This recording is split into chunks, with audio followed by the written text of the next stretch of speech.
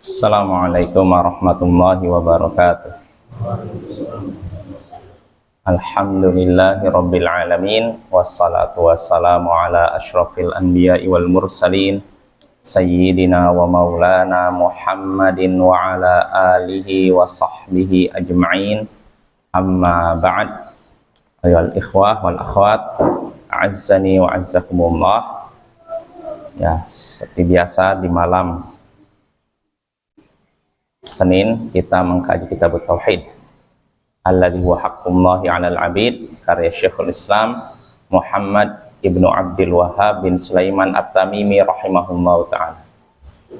Sebelumnya saya mau nanya, apa udah ada pengumuman? Belum ada ya? Berarti kemungkinan besar kita puasa hari Selasa ya? Hah? Ya kan? Oh, ada. Padang besok Pak.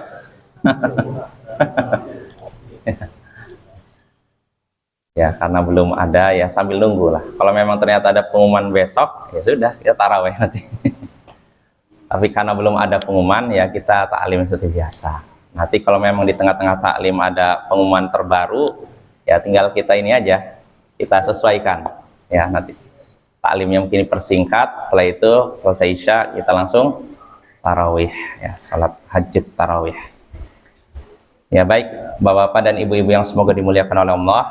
Ya, pada pertemuan sebelumnya kita sudah sampai ke bab firman Allah Ta'ala, ya'rifuna ni'matallahi tsumma yunkirunaha. Mereka mengenal, mengakui nikmat Allah, lalu mereka ingkari itu. Mereka mengakui nikmat Allah, lalu mereka mengingkarinya.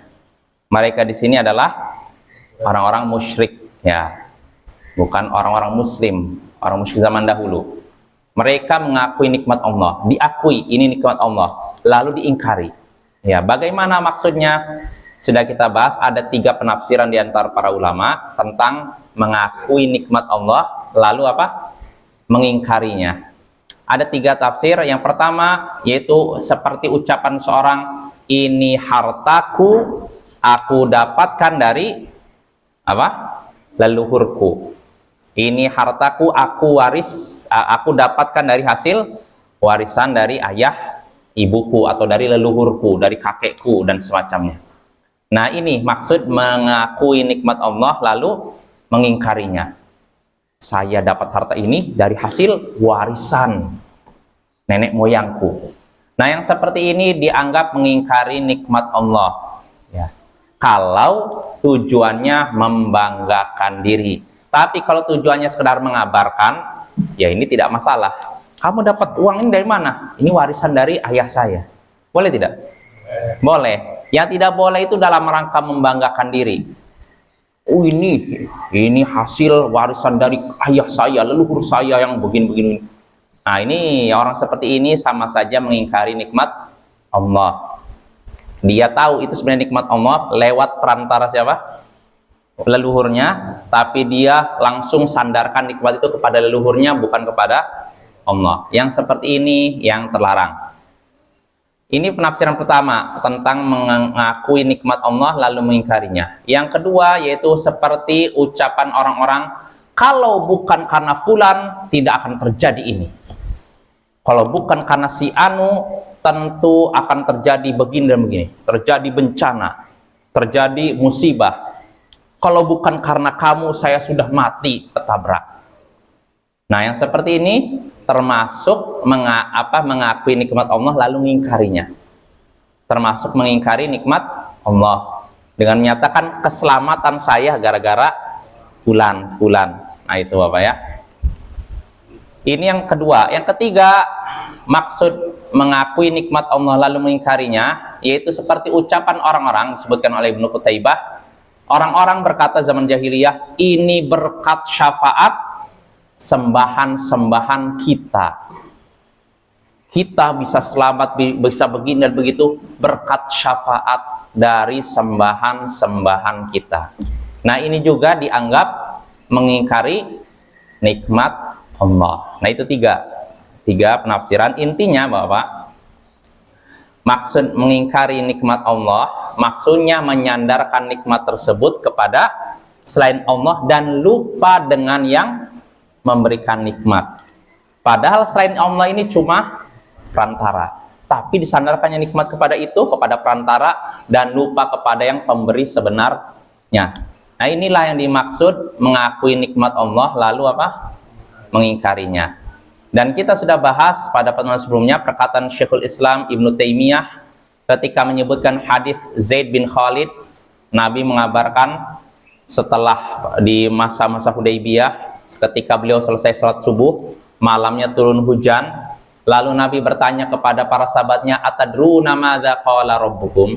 Tahukah kalian apa yang dikatakan oleh Tuhan kalian? Para sahabat menjawab, Allah dan Rasulnya yang lebih tahu.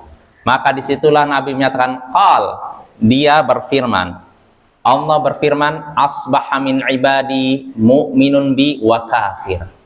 Pada pagi ini ada di antara hambaku yang beriman kepadaku dan kafir kepadaku. Pada pagi ini ada hambaku yang beriman dan ada yang kafir. Maksudnya apa? Adapun kata dalam kelanjutan hadisnya, fa amma man qala mutirna bi fadlillahi wa rahmatih fadzalika mu'minun bi kafirun bil kaukab. Adapun orang yang berkata, kami dapat hujan karena karunia Allah dan kasih sayangnya, maka orang seperti ini adalah orang yang beriman kepadaku dan kafir kepada bintang-bintang. Ini yang dianggap beriman kepada Allah. Turun hujan lalu berkata kita dapat hujan karena apa? Karunia Allah, pemberian Allah dan kasih sayangnya. Orang yang mengucapkan seperti ini dianggap beriman kepada Allah dan kafir kepada bintang-bintang. Wa amma man qala mutirna binau'i kadza wa kadza fadzalika kafirun bi mu'minun bil kaukab. Adapun orang yang ketika turun hujan dia berkata, kita dapat hujan karena bintang ini dan itu. Hujan ini kita bisa merasakan hujan karena bintang ini dan itu. Maka orang seperti ini kafir kepadaku, kata Allah, dan beriman kepada bintang-bintang. Nah, ini Bapak ya. Nah, di sini Syekhul Islam ketika menyebutkan hadis ini, beliau berkata, wa hadza katsirun fil kitabi was sunnah. Ini banyak disebutkan dalam kitab Al-Qur'an dan As-Sunnah. Yadhummu subhanahu man yudhifu in'amahu ila ghairihi wa yusyriku bih. Allah mencela orang yang menyandarkan nikmatnya kepada selainnya dan menyekutukannya dengan selainnya. Karena tadi kan orang yang dianggap kafir kepada Allah dan beriman kepada bintang, mereka menyandarkan hujan kepada siapa? Hujan ini turun karena sebab bintang indah itu. Sebab bintang. Jadi artinya dia menyandarkan turunnya hujan kepada bintang. Nah, yang seperti ini kata Syekhul Islam Ibnu Taimiyah banyak disebutkan dalam Al-Qur'an Sunnah. Allah mencela orang yang menyandarkan nikmat Allah kepada selain Allah. Yang harusnya disandarkan kepada Allah malah disandarkan kepada bintang, kepada manusia, kepada raja dan semacamnya. Allah mencela yang demikian, orang yang menyandarkan nikmatnya kepada selainnya dan menyekutukan Allah dengan selainnya. Lalu di sini sebutkan kata Syekhul Islam, qala ba'dus salaf, sebagian salaf berkata, huwa kaqaulihim, itu seperti ucapan mereka, ucapan sebagian orang, kanatir rihu tayyibatan wal mallau hadiqan wa nahwi dzalik mimma huwa jarin ala alsinatin katsirah. Yaitu seperti ucapan mereka, anginnya bagus dan kaptennya cerdik atau istilahnya tangkas. Nah, jadi ketika sebagian orang naik kapal lalu berhasil sampai ke daratan, yang diucapkan anginnya bagus nih, kaptennya cekatan, pintar, dan ucapan semacamnya yang banyak beredar di tengah manusia. Nah, yang seperti ini dianggap kufur nikmat, mengingkari nikmat Allah. Karena harusnya nikmat bisa sampai ke daratan, harusnya disandarkan kepada siapa nikmatnya? Pada Allah. Tapi disandarkan pada angin yang bagus, kapten yang cekatan atau mahir. Nah, yang seperti ini dianggap mengingkari nikmat Allah. Karena orang tersebut sudah menyandarkan nikmat tersebut kepada selain Allah, kepada angin dan kepada apa tadi? Kepada kapten. Ya, ini nggak boleh ya. Harusnya sebutkan karena Allah. Nggak masalah. Iya, nggak masalah. Insya Allah itu kalau ketika menyatakan segala puji bagi Allah, alhamdulillah. Dia menyandarkan nikmatnya kepada Allah, lalu dikatakan kaptennya mahir. Artinya apa? Kita katakan ini perantaranya. Ini nikmat Allah lewat. Nah, ini nggak masalah. Tapi kalau sudah cuman menyebutkan, kaptennya mahir, hebat. Nah, terus setelah itu, lupa alhamdulillah. Ini hati-hati Bapak ya. Saya jadi ingat ini dulu, saya pernah ngajar anak SD Bapak waktu di Jakarta, masih ingat waktu pertama lulus kuliah, ngajar SD di Jakarta, anak kecil dari kelas 1. Ketika kan waktu itu ada saya ngasih pertanyaan, siapa yang bisa jawab? Ini dijawab oleh anak ini, anaknya lucu, gemuk gitu. Dijawab dan jawabannya betul. Lalu saya katakan, Masya Allah, hebat kamu, hebat. Yang hebat tuh Allah, katanya. Saya ketawa aja. Bagus juga sih. Padahal maksud saya tuh kamu tuh bagus, bisa jawab. Cuman dia entah mungkin didikan orang tua, yang hebat tuh Allah, katanya. Oh ya udah. Padahal saya udah muji sebelumnya, Masya Allah, alhamdulillah kamu hebat. Tiba-tiba dia bilang, yang hebat tuh Allah. Nah, ini bagus juga sih. Nah itu apa ya? Jadi termasuk mengingkari nikmat Allah, yaitu menyandarkan nikmat apapun ya kepada selain Allah. Ya, sebagaimana Allah berfirman, wa ma bikum min ni'matin faminallah. Nikmat apapun yang ada pada kalian itu dari Allah. Ya, nikmat apapun, mau nikmat agama maupun nikmat dunia. Kalau nikmat dunia seperti apa? Harta benda, sehat, kita bisa melihat, bisa mendengar, ini nikmat dunia. Kalau nikmat agama, bisa sholat, bisa taklim, bisa mengenal sunnah, mengenal tauhid, ini semua nikmat kan? Dan itu semua dari Allah. Ya, maka perlu kita syukuri. Jangan kita jadikan itu untuk membanggakan diri di hadapan orang lain. Saya ini orang jahil, saya orang berilmu nih. Karena saya udah ngaji sunnah, saya udah 10 tahun mengenal sunnah nih. Ini orang jahil, saya udah ngerti. Nah itu hati-hati tuh. Kalau udah ujub, bisa jadi nikmatnya akan Allah cabut. Kayak jangan sampai kita ujub ya di hadapan siapapun, di hadapan saudara-saudara kita seiman. Nah itu pembahasan kita pada pertemuan sebelumnya. Lalu sudah kita bahas di dalam bab tersebut ada beberapa masalah. Pertama, tafsir mengenal nikmat Allah dan mengingkarinya. Tadi kan judulnya berdasarkan firman Allah Ta'ala, mereka mengakui nikmat Allah lalu apa? Mengingkarinya. Apa yang dimaksud mengakui nikmat Allah dan mengingkarinya? Ya tadi, artinya menyandarkan nikmat kepada selain Allah. Nah itu dianggap apa? Mengingkari nikmat Allah. Nah itu yang pertama. Atsaniyah, yang kedua, ma'rifatu anna hadza jarin ala alsinati katsir. Mengetahui bahwa itu banyak beredar pada lisan banyak orang. Itu banyak beredar pada lisan banyak orang. Maksudnya apa? Itu menyandarkan nikmat kepada selain Allah ini banyak beredar di lisan kebanyakan orang. Betul tidak? Ketika kita belum ngaji itu banyak kita mendengar ucapan itu, gara-gara saya nih dia bisa masuk sini. Kalau bukan karena saya dia akan begitu. Kalau bukan karena si ini dia udah sengsara. Nah ini berarti menyandarkan nikmat kepada selain Allah. Hati-hati Bapak ya. Itu termasuk mengurangi kesempurnaan tauhid, dan itu termasuk dosa besar Bapak ya. Menyandarkan nikmat kepada selain Allah bukan dosa kecil, dosa besar. Karena apa? Disebut mengingkari, kafir. Sedangkan kafir dosa besar atau dosa kecil? Dosa besar. Kan sebenarnya gini Bapak, kafir tak ada dua, kafir besar, kafir kecil. Kalau kafir besar melakukannya menyebabkan apa? Keluar dari Islam. Tapi kalau kafir kecil tidak keluar dari Islam, tapi itu dosa besar. Apapun yang dalam Al-Quran disebutkan kata kufur, itu dosa besar. Baik kufurnya yang besar mengeluarkan dari Islam maupun kufur kecil. Contohnya Bapak seperti kufur nikmat. Misalkan seperti dalam hadis disebutkan, Nabi menyaksikan surga dan neraka, lalu melihat kebanyakan penghuninya kaum wanita. Maka para wanita kaget, wahai Rasulullah, yakfurna billah, apakah mereka kafir kepada Allah? Jadi ketika disebutkan yang banyak menempati neraka kaum wanita, mereka kaget, apakah mereka masuk neraka gara-gara kafir kepada Allah? Ternyata enggak.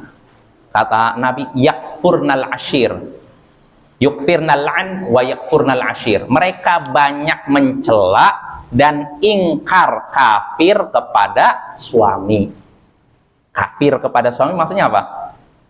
Mengingkari kebaikan suami, mengingkari jasa suami. Ini menyebabkan masuk neraka. Dan segala perbuatan yang menyebabkan masuk neraka itu dosa kecil apa dosa besar? Dosa besar. Ya, ini menunjukkan kekafiran ada dua, ada kafir kecil, kafir besar. Kalau kafir besar menyebabkan pelakunya keluar dari Islam, kalau kafir kecil tidak mengeluarkan pelakunya dari Islam, tapi dia sudah terjatuh dalam dosa besar. Termasuk tadi Bapak ya, menyandarkan nikmat kepada selain Allah. Lalu berikutnya, satu permasalahan masalah yang ketiga yang ada dalam bab ini, tasmiyatu hadzal kalam inkaron lin ni'mah. Menamakan ucapan tadi sebagai pengingkaran terhadap nikmat. Menamakan perkataan tadi seperti apa?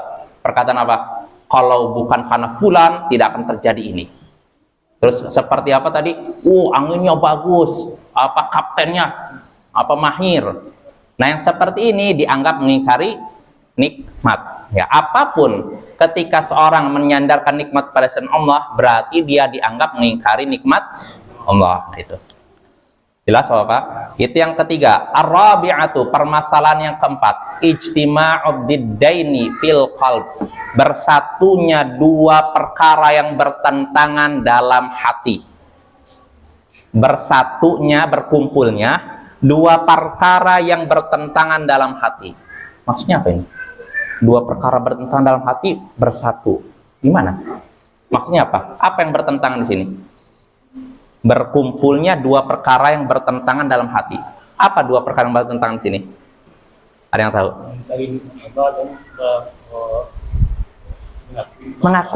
Mengakui nikmat dan mengingkari. Ini kan bersatu kan? Mengakui dengan mengingkari sama. Ini nggak bertentangan tidak? Bertentangan kan? Mengakui, yang satu mengingkari, bertentangan kan? Tapi ini bisa berkumpul dalam hati. Jadi orang ini, dia tadi ngakui lalu mengingkari, yang tadinya mengingkari lalu mengakui. Ini mungkin saja Bapak ya? Ya tidak?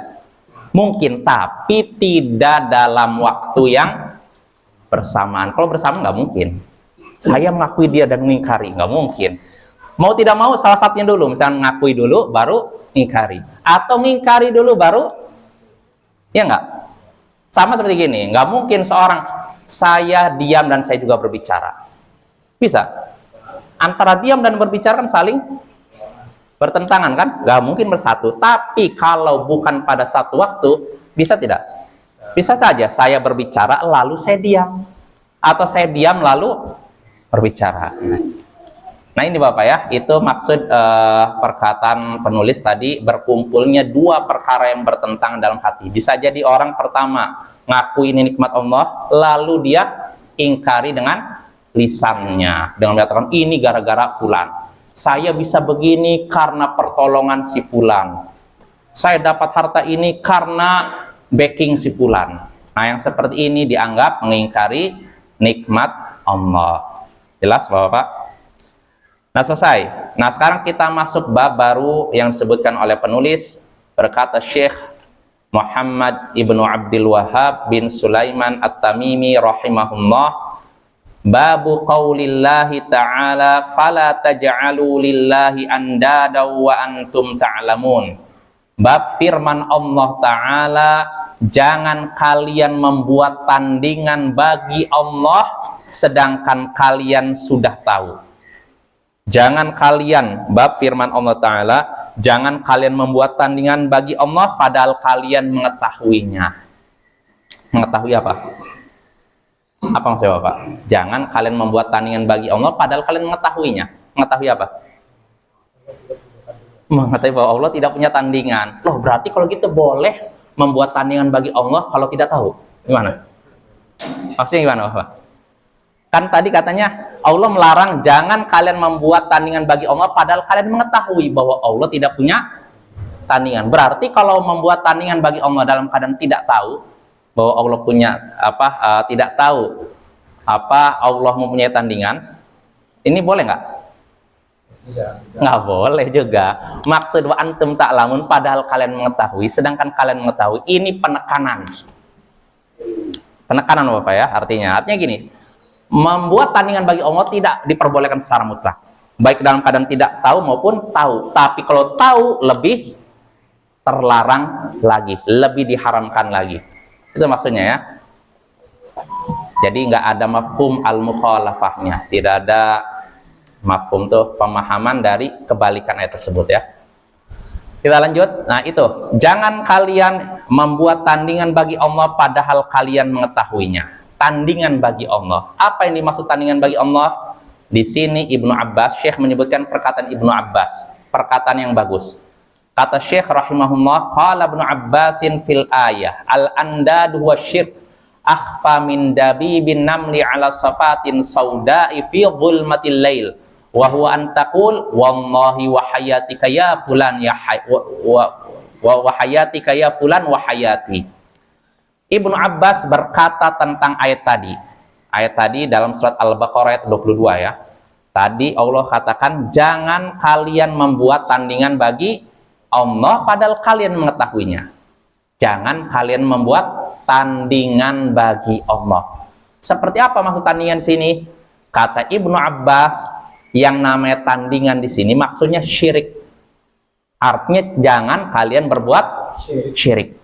Dan syirik seperti ini kata Ibnu Abbas lebih samar daripada semut, gerakan semut di atas batu hitam di tengah malam gelap gulita.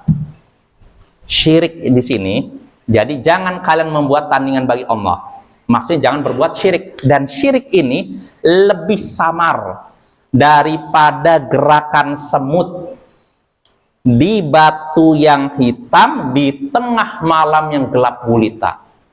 Coba bayangkan Bapak, ada semut nih, semut ya, di batu yang hitam semua. Anggap ini bukan malam, siang hari lah. Ada batu hitam, ada semut bergerak di situ. Kelihatan nggak? Ya. Kalaupun kelihatan nggak jelas kan ya. Ini siang hari. Bagaimana kalau malam hari yang gelap gulita? Gimana? Nampak nggak? Ya. Nggak nampak kan? Nah inilah syirik di sini. Membuat tandingan bagi Allah di sini kata Ibnu Abbas ini syirik yang samar. Seperti gerakan semut di atas batu yang hitam di tengah gelap, di tengah malam yang gelap gulita. Wa huwa antakul, yaitu syirik di sini seperti engkau mengatakan demi Allah dan demi hidupmu ya fulan dan demi hidupku. Demi Allah dan demi hidupmu dan demi hidupku. Nah, di sini dianggap apa? Syirik. Membuat tandingan bagi Allah. Kenapa? Karena di sini sumpah. Dia menyebutkan sumpah demi Allah dan demi apa? Hidup fulan dan demi hidupku. Berarti dia sudah bersumpah dengan Allah dan dengan selain Allah, disandingkan. Namanya apa? Tandingan kan, syirik kan? Nah, ini Bapak. Ini syirik. Samar tidak? Samar tidak? Samar. Dan karena apa? Di zaman Ibnu Abbas saja samar. Apalagi di zaman sekarang, Bapak. Bersumpah dengan selain Allah ini kadang sering kita temukan terjadi pada kaum muslimin, sebagian kaum muslimin. Iya, kadang mereka itu demi Allah dan demi ini, demi Allah dan demi Rasul. Kadang sebenarnya disebutkan gitu. Demi Allah dan demi Rasul, si fulan tuh begini-begini. Disebutkan demi Allah dan demi Rasul. Ya, disebutkan, disandingkan dengan kadang demi bapakku. Nah, ini juga kayak gitu. Ini terlarang juga. Sampai-sampai ada seorang ustadz, mungkin saya pernah cerita juga. Ustadz ini lulusan Mesir. Beliau di Al-Azhar, tapi Masya Allah akidahnya bagus. Jadi beliau nyebut entah anekdot atau kejadian nyata. Sepertinya kejadian nyata. Oh, kejadian nyata. Jadi ketika itu ada orang di Mesir, Bapak, daftar di Jami'ah Islamiyah. Universitas Islam Madinah. Nah, sebelum masuk Universitas Islam Madinah kan harus ada tes kan, wawancara muqabalah. Jadi ada ujian tulisan, kitabah, dan ada syafahi, langsung wawancara. Jadi orang Mesir ini sudah sampai ujian lisan, tulisannya udah selesai nih, tinggal ujian lisan, wawancara. Setelah dikasih pertanyaan, selesai. Pertanyaan terakhir, hal anta salafi? Apakah kamu salafi? Artinya kamu mengikuti akidah salaf? Apa jawaban orang Mesir ini? Na'am wallahi war rasul. Ada yang ganjil gak? Udah bagus kan? Ya, demi Allah dan demi Rasul. Nah ini terjadi Bapak. Ini orang Mesir, bayangkan. Bukan orang Indonesia. Artinya perkara seperti ini samar, ya kan? Di zaman Ibnu Abbas samar, apalagi di zaman sekarang ya. Orang Arab saja masih melakukan ini, apalagi orang non-Arab, orang Indonesia Bapak ya. Maka ini menunjukkan pentingnya kita belajar apa? Tauhid dan menyebarkan dakwah tauhid. Karena banyak di antara saudara-saudara kita yang masih melakukan ini. Dan ini kata Ibnu Abbas syirik, membuat tandingan bagi Allah. Tidak disadari atau tidak ngerti. Bisa jadi tidak ngerti bahwa itu termasuk syirik. Karena udah lisan. Iya. Ya seperti apa, mungkin udah kayak semacam apa ya, udah kebiasaan di suatu masyarakat bersumpah dengan selain Allah, udah kebiasaan. Demi bapak saya yang benar gini. Nah, seperti ini syirik Bapak ya, harus kita ingkari. Nah, itu contoh yang disebutkan oleh Ibnu Abbas. Ya, kata Ibnu Abbas yaitu seperti ucapan engkau mengucapkan demi Allah dan demi hidupmu dan demi hidupku. Bersumpah dengan Allah dan demi apa fulan ya. Watakul, atau seperti ucapanmu dan seperti ucapanmu, laula kulaibatu hadza la atanal lusus walau lal battu fid dar la atal lusus. Atau seperti ucapanmu, kalau bukan karena anjing ini tentu pencuri sudah mendatangi kita. Kalau bukan karena anjing ini tentu pencuri ini sudah masuk ke rumah kita. Dan kalau bukan karena angsa ini, angsa yang ada di rumah kita, tentu pencuri sudah mendatangi kita. Jelas Bapak? Ini kan sudah membuat tandingan bagi selain Allah kan? Tandingan bagi Allah, maaf, membuat tandingan bagi Allah kan? Karena apa? Dia menyatakan kalau bukan karena anjing ini, anjing yang ada di rumah, tentu pencuri masuk ke rumah kita. Kalau bukan karena angsa ini, tentu pencuri sudah masuk ke rumah kita. Dia sama seperti bab sebelumnya, sudah menyandarkan nikmat kepada apa tadi? Pada anjing dan kepada angsa. Ini namanya apa? Syirik, menyandarkan nikmat kepada selain Allah. Padahal nikmat itu, pemilik nikmat siapa? Allah. Kenapa disandarkan kepada selain Allah? Jelas Bapak ya? Ini yang dimaksud syirik. Ini yang dimaksud membuat tandingan bagi Allah. Ya, yang disebutkan oleh Ibnu Abbas. Lalu kata Ibnu Abbas, masih ada lanjutannya, wa qaulu rajul li sahibi ma syaa Allah wa syi'ta. Wa qaulu rajul lamma wa fulan la taj'al fiha fulanan hadza kulluhu bihi syirk. Rawahu Ibnu Abi Hatim. Dan termasuk membuat tandingan bagi Allah, berbuat syirik, yaitu ucapan seseorang kepada temannya. Ucapan seseorang kepada temannya karena kehendak Allah dan kehendakmu. Karena kehendak Allah dan kehendakmu. Ya, seperti misalkan ucapan gini, karena kehendak Allah dan kehendak Bapak, kami bisa meresmikan surau ini. Mungkin aja kan? Sebagian masyarakat kan karena mungkin dalam rangka menghormati seorang, mereka menyandarkan kehendak Allah dengan kehendak manusia atas kehendak Allah dan atau berkat kehendak Allah dan kehendak presiden misalkan. Kami meresmikan ini. Nah, itu syirik. Ya, kata Ibnu Abbas. Atau Ibnu Abbas menyebutkan lagi contoh lain, yaitu ucapan seorang kalau bukan karena Allah dan fulan. Kalau bukan karena Allah dan fulan, tentu akan terjadi ini dan itu. Kalau bukan karena Allah dan Bapak Presiden, misalkan, tentu negara Indonesia mengalami krisis.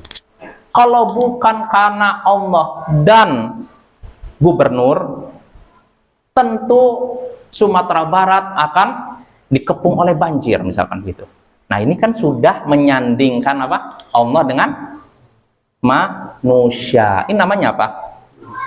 Syirik, membuat tandingan bagi Allah, apa ya?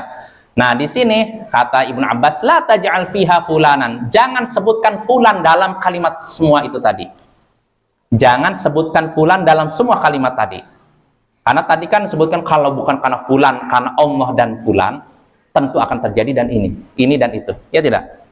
Karena kehendak Allah dan kehendak fulan, kehendak kamu, maka terjadilah begini dan begitu. Nah, kata Ibnu Abbas, jangan disertai, jangan sebutkan fulan di situ. Kenapa? Karena itu semua adalah syirik. Ya, terus bagaimana? Ya, katakan saja, kalau bukan karena Allah, sudah selesai. Tentu tidak akan terjadi ini dan itu. Atau ini karena kehendak Allah semata. Nggak masalah. Artinya kita sandarkan nikmatnya dari Allah lewat fulan, nggak masalah.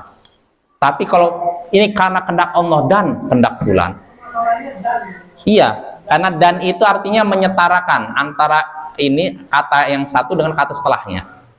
Karena Allah dan fulan, jadi seakan-akan iya menyetarakan Allah dengan fulan, ini nggak boleh. Melalui nggak masalah. Atau kemudian nanti akan disebutkan oleh Syekh di sini. Kemudian boleh. Kalau bukan karena Allah kemudian fulan, tentu saya sudah bangkrut misalkan. Artinya kita sandarkan nikmatnya kepada Allah. Terus setelah itu pakai kata apa? Kemudian, untuk menunjukkan apa? Manusia di bawah Allah. Dia cuma perantara. Tapi kalau kita katakan kalau bukan karena Allah dan fulan, ini udah disamakan, Bapak. Jelas ya? Ini loh kan yang penting kan hati, kalimat sih nggak terlalu penting. Oh gitu? Nggak bisa. Dalam Islam yang dinilai bukan cuma ini. Kalimat juga lahirnya harus diperhatikan. Nggak bisa orang, nggak apa-apa seorang mengucapkan kata yang nyeleneh, yang penting niatnya baik. Boleh dalam Islam itu? Enggak. Dalam Islam ketika kita mengucapkan sesuatu, kita perlu perhatikan niatnya sama lahirnya, bentuk kalimatnya. Kalimatnya lahirnya baik atau tidak. Terus niatnya baik atau tidak. Kalau niatnya baik tapi lahirnya buruk, boleh diucapkan? Boleh. Walaupun niatnya baik. Atau lahirnya kita dengarnya baik tapi niatnya buruk, boleh? Nggak boleh. Lahir dan batin harus baik, Bapak ya. Ini dalam Islam ya. Habis ya? Oh ya, mungkin juga Bapak ya. Waktu udah habis. Insya Allah kita lanjutkan ini setelah Ramadan di bulan Syawal. Apa? Kalau di zaman Rasulullah nggak masalah. Tapi kalau sekarang nggak bisa. Apa pendapat tentang ini? Allah dan Rasulnya lebih tahu tuh. Rasul udah meninggal, kok tahu? Kalau di zaman wahyu masih turun, Rasul masih ada, iya. Karena Rasul dengar dari Allah kan, kabarnya kan. Tapi kalau setelah meninggal nggak boleh. Makanya nggak dinukil dari para ulama ketika ditanya apa pendapat tentang ini, lalu nggak tahu, jawabannya Allah dan Rasulnya lebih tahu nggak. Mereka cuma berkata Allah yang lebih tahu. Ya.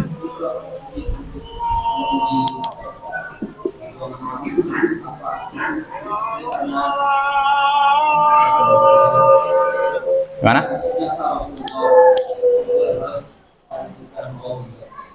Jasa Rasulullah. Kalau seorang disebutkan Rasulullah, ya tentu saja ingat Allah. Karena yang mengutus Rasulullah adalah Allah, nggak masalah.